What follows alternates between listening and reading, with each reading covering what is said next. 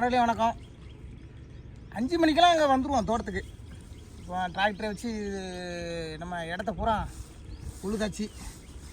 ஆனால் என்ன, வீட்டிலேருந்து சாப்பாடு ரெடி ஆகுதுக்குள்ளே நமக்கு முடியாது. வீட்டில் கொஞ்சம் சாப்பாடு கொஞ்சம் லேட்டாக தான் ரெடி பண்ணுவாங்க. அதனால நமக்கு ரெகுலராக கடை இருக்குது.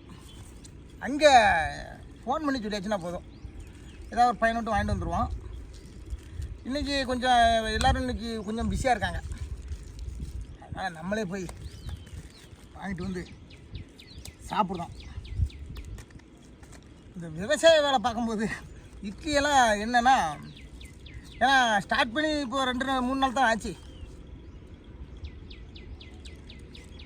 ஆனால் 2 நாளில் வீட்டில் சமையல் பண்ணிடுவாங்க. சாப்பாடு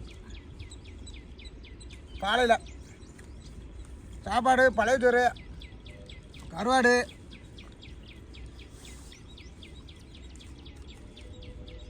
இந்த மாதிரி ஐட்டம் தான்.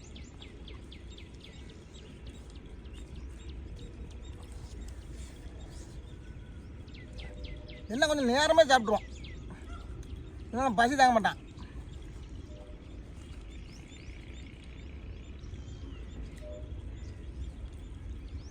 ஆனால் காட்டில் உட்காந்து சாப்பிடும்போது சூப்பராக இருக்கும்.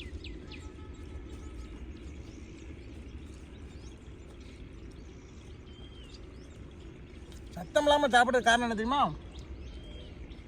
2 நாளாக ஆள் காலி. டிராக்டரை வச்சு விழுறது, இந்த வரப்பெல்லாம் கொஞ்சம் சரி பண்ணுறது போட்டு வேலை கொஞ்சம் அதிகம். அதனால் அவரால் பேச முடியாமல் இருக்காப்புல.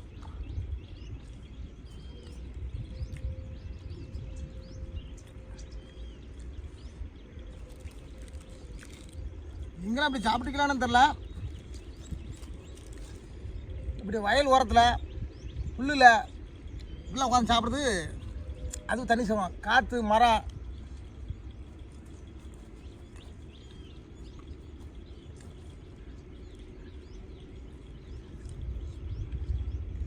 நீங்களும் சாப்பிட்ருப்பிய. ஆனால் இந்தளவுக்கு இருக்குமானு தெரில. ஒருவேளை நீங்கள் சாப்பிட்டுருந்தீங்கன்னா கண்டிப்பாக கமெண்ட் பண்ணுங்கள். இந்த மாதிரி வயல்வெளி இப்படி இடத்துல எல்லாம் உட்காந்து சாப்பிட்டுருந்தேன்னா.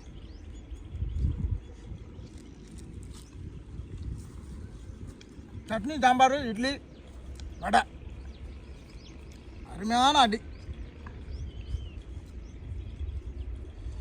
வடையை பற்றியலா உளுந்த வடை நீ எடுத்துக்காட்டு, அப்போ தான் அவங்களுக்கு தெரியும். பார்த்துட்டீங்கன்னா உளுந்த வடை. அவனுக்கு கொஞ்சம் பேச்சு வர மாட்டேங்குது, ஒரு 2 நாளைக்கு வராது, அப்புறம் பேசுவாப்புல.